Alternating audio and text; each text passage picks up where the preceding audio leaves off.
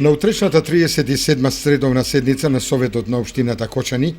советниците ќе расправаат по буџетскиот календар на Општината за 2016 година, како и по предлог програмата за управување со отпад на подрачјето на Општината за периодот 2015-2018 година.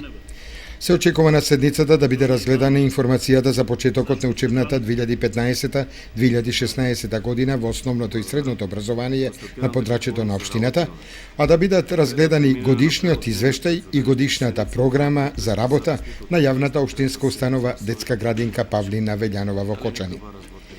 Исто така се очекува да биде разгледано и барањето, односно давањето согласност на јавната детска установа Павлина Велјанова за поголем број на деца во воспитните групи од бројот на деца во воспитните групи од бројот на децата утврдени со закон. На седницата ќе биде разгледана и предлог програмата за дополнување на програмата за работа во областа на располагањето со градежно земјиште во сопственост на Република Македонија на подрачјето на Општината Кочани за оваа година,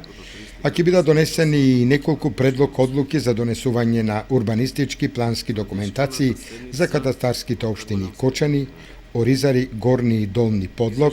како и за Прибачево.